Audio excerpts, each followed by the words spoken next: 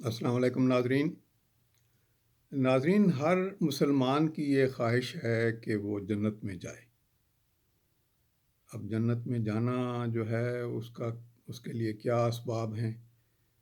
تو اللہ تعالیٰ نے ہمیں ایک آئین دے دیا ہے قرآن کی شکل میں، اور پھر اس کا ایک مینول بھی دے دیا ہے، یعنی جو ہدایت نامہ ہے یا جو اس کو اس پہ کیسے چلنا ہے، اور حضور کی یعنی اپنا نبی بھیج کے اور ایک نمونہ، یعنی اس دین کو اپلائی کرنے کا، وہ سنت کی صورت میں اور جو حضور نے فرمایا حدیث کی صورت میں موجود ہے۔ تو گویا پورا اہتمام کر دیا ہے، اور پھر بتا دیا ہے کہ راستہ جو ہے وہ جنت کی طرف کیسے جاتا ہے۔ جنت سے ہی نکلا تھا انسان، اور اس کا اصل مقام واپس جنت ہی ہے، لیکن جو آزمائش آ گئی ہے وہ انسان کے لیے اس میں سے گزر کے جانا ہے۔ تو جانا انسان نے جنت میں ہے، بشرطے کہ وہ آزمائش پر پورا اترے۔ اب اس کے لیے کیا کیا کیا اہتمام، یعنی سادہ الفاظ میں دین کی جو ہے وہ جنت میں جانے کے لیے جو اللہ عام طور پر یہی کہا جاتا ہے نا، مسلمان ہو جائیں اور جنت میں جانا ہے اور دین کو فالو کریں، تو بیسک کیا ہے؟ دیکھیں، ایک تو آپ کا ایمان ہے، ایمان اللہ پہ ایمان رکھنا، اللہ کے رسول پہ ایمان رکھنا، اس کو آخری نبی تسلیم کرنا، قرآن کو تسلیم کرنا، اور پھر وہ فرائض جن کو چھوڑنے سے آپ دین پر قائم نہیں رہ سکتے۔ ہم قائم نہیں رہ سکتے۔ نماز ہے، روزہ ہے، حج ہے، زکوٰۃ ہے۔ تو یہ چیزیں ہم جو ہے وہ ادا کرتے رہیں گے تو مسلمان تو ہم ہو گئے، ٹھیک ہے جی۔ اقرارم باللسان و تصدیقم بالقلب، اللہ کو مان لیا دل سے اور زبان سے بھی، تو ہو گئے۔ پھر اس کے بعد دوسری ضروری چیز کیا ہے اس ایمان کو برقرار رکھنے کے لیے؟ وہ ہے حقوق العباد، وہ حقوق اللہ تھے۔ تو حقوق العباد کیا ہے؟ حقوق العباد یہی ہیں کہ آپ معاشرے میں، جس معاشرے میں رہتے ہیں، وہاں پہ آپ مفید شہری بن کے رہیں۔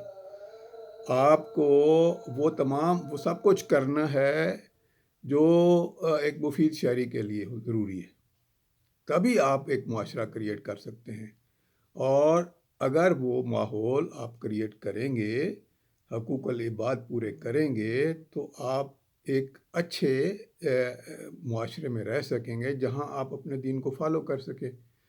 تو لوگوں سے حسن سلوک کرنا ہے، اچھا کردار رکھنا ہے، اچھا سلوک کرنا ہے، رواداری ہے، برداشت ہے، صبر ہے۔ یہ ساری چیزیں وہ ہیں جو معاشرے کے بگاڑ سے روکتی ہیں۔ ہم اپنے آپ کو بھی صحیح رکھ سکتے ہیں، اور ہم معاشرہ بھی کریٹ کر سکتے ہیں جس سے دوسرے بھی امن سے رہ سکیں۔ اسی لیے یہی کہا گیا ہے کہ مسلمان وہ ہے جس سے دوسرا مسلمان جس کے ہاتھ سے محفوظ رہے، یعنی آپ نے کسی کو نقصان نہیں پہنچانا، جذباتی طور پر بھی اور جسمانی طور پر بھی۔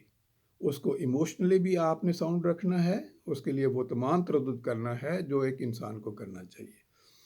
تو یہ بنیادی چیزیں ہیں جس سے آپ ایمان پہ رہ سکتے ہیں۔ اب کیا یہ عبادات، یعنی جو اللہ تعالیٰ کا حکم ہے یا جو اللہ تعالیٰ پر یقین ہے اور اللہ کے رسول پر یقین ہے، قرآن پہ یقین ہے، ہدایت حاصل کرنے پہ یقین ہے، آخرت پہ یقین ہے، کیا اور یہ کافی ہے؟ جنت کی گارنٹی ہے؟ کیا حقوق العباد جو ہیں وہ اگنور کرنے سے بھی جنت چلا جائے گا آدمی انسان؟ کیا حج کرنے سے صرف چلا جائے گا، نماز پڑھنے سے چلا جائے گا؟ اور اگر حقوق العباد نہیں وہ ادا کرتا تو کیا جو ہے پھر بھی چلا جائے گا؟ تو اس میں ذرا تھوڑا سوچنے کی بات ہے کہ دیکھیں، حقوق العباد کو بہت امپارٹنس ہے، اور اس کا ویٹیج جو ہے وہ حقوق اللہ سے کم نہیں ہے۔ حقوق اللہ بالکل آپ کی ڈیوٹی ہے، لیکن اس کے ساتھ ہماری ڈیوٹی ہے، لیکن اس کے ساتھ حقوق العباد بھی ہے۔ لیکن آپ دونوں کو بھی شامل کر لیں، کیا گارنٹی وارنٹی ہے کہ جنت میں چلے جانا ہے، پھر بھی نہیں ہے۔ تو پھر کیا چیز ہے جو کم از کم انسان کو یہ اللہ سے توقع کرنے کے لیے کافی ہے؟ تو وہ اس سلسلے میں میں نے کسی عالم سے یہ بات سنی جو میں آپ کی خدمت پر پیش کر رہا ہوں، کہ حضور ایک مجلس میں موجود تھے، وہاں اصحاب بھی موجود تھے، صحابی موجود تھے۔ تو حضور نے فرمایا کہ ابھی یہاں سے ایک شخص گزرے گا جو جنتی ہے۔ تو سارے اس بارے میں کانشیس ہو گئے ان کو کہ بھائی یہ حضور فرما رہے ہیں تو جنتی ہے، تو دیکھیں کون شخص ہوگا۔ تو وہ شخص گزرا، تو سلام کیا اس نے معاف کیجیے، سلام کرنے کے بعد وہ گزر گیا۔ تو حضور نے فرمایا یہ شخص جو گزرا ہے یہ جنتی ہے۔ پھر دوسرے دن پھر حضور نے فرمایا آپ ابھی جو شخص گزرے گا وہ جنتی ہے۔ پھر انہوں نے دیکھا کہ وہی شخص گزرا، اس نے سلام کیا، پھر چلا گیا، گزر گیا۔ تو آپ نے فرمایا یہ شخص جنتی ہے۔ تیسرے دن پھر یہی ہوا، پھر وہ آیا، پھر گزرا، حضور نے فرمایا یہ جنتی ہے۔ اب صحابہ کرام کو بڑی یعنی ایک انگزائٹی ہوئی، یعنی ان کے ذہن میں سوال پیدا ہوا کہ یہ کیا شخص ہے، یہ کیا کرتا ہوگا کہ حضور نے فرما دیا کہ یہ جنتی ہے۔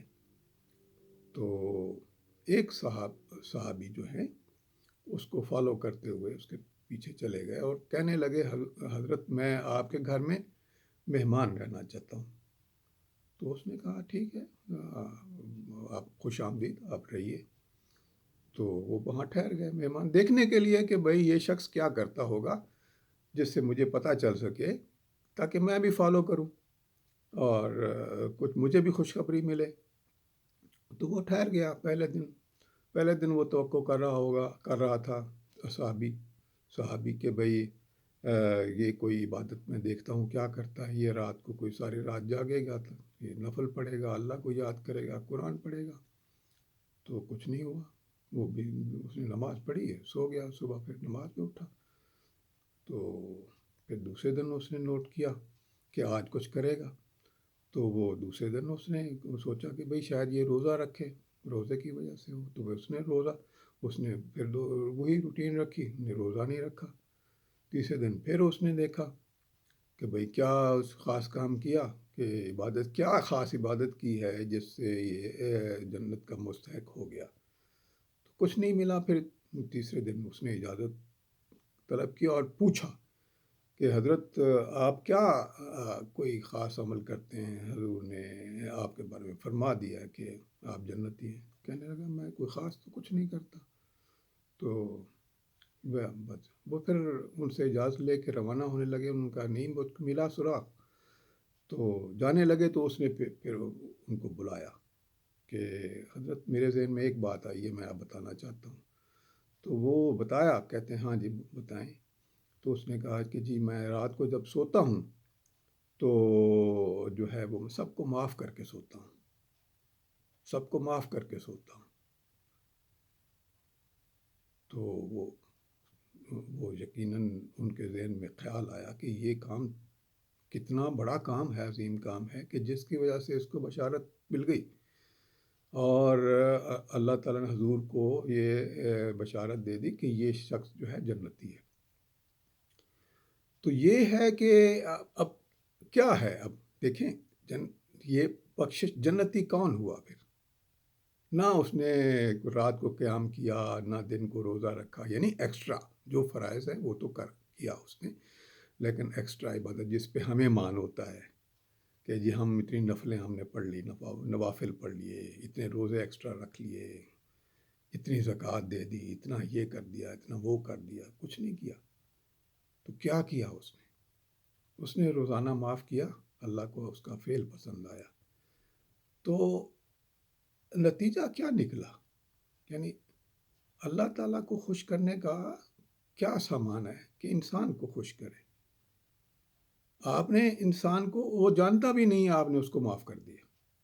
کیا خوبی ہے اس بات میں کہ کوئی معافی آپ سے مانگے آپ معاف کر دیں؟ چلے، اس نے آپ کی انا کی تسکین ہو گئی، اس نے معافی مانگی، آپ نے معاف کر دیا۔ تو کسی نے معافی مانگی ہی نہیں، آپ نے اس کو معاف کر دیا۔ اس نے پتہ نہیں بھلے سے کیا زیادتی کی ہوگی، لیکن آپ نے معاف کر دیا۔ اس خیال سے معاف کیا کہ اگر میں معاف کر دوں گا تو اللہ میرے گناہ معاف کر دے گا۔ سبحان اللہ۔ تو دیکھیں یہ جنت کا دروازہ کھل گیا۔ تو آپ درگزر کیا کریں، درگزر سیکھیں۔ درگزر کرنا سیکھیں گے پھر معافی کی طرف بڑھیں گے آپ، ہم بڑھیں گے، درگزر کر دیں گے۔ اگر کسی نے آپ سے زیادتی کی ہے، آپ درگزر کر دیں، میں بھی درگزر کر دوں، ساروں کو اللہ تعالیٰ توفیق دے، ہم درگزر کر دیں۔ پھر رات کو روزانہ سویا کریں تو اللہ معاف کر کے سویا کریں کہ جس نے بھی میرے ساتھ زیادتی کی، جس نے میری ناانصافی کی، جس نے میرے ساتھ غلط کیا، سب کو میں معاف کرتا ہوں۔ اور دل میں توقع یہ ہونی چاہیے کہ اللہ میں نے معاف کر دیا، تو بھی ہمیں معاف کر دے۔ کیا بات! اس سے آپ پھر یقین سے اللہ سے کہیں، اللہ میں نے معاف کر دیا، تو مجھے معاف کر دے، میں نے معاف کر دیا، تو بھی مجھے معاف کر دے، تو اللہ تعالیٰ ہمیں معاف کر دے گا۔ تو جنتی کون ہے؟ وہ جو کسی کو معاف کرتا ہے۔ تو اللہ تعالیٰ سے توقع کرنی چاہیے کہ ہم جو ہے اللہ تعالیٰ کا ہے نا، اللہ تعالیٰ تو بڑا معاف کرنے والا ہے اور معافی کو پسند کرتا ہے۔ اسی لیے کہا گیا اللہ تعالیٰ معافی کو پسند کرتا ہے کیونکہ وہ خود معاف کرنے والا ہے۔ تو اللہ کی صفت پیدا کریں اور اللہ سے توقع رکھیں کہ اللہ ہمیں معاف کر دے اور جنت میں ہی لے جائے۔ السلام علیکم۔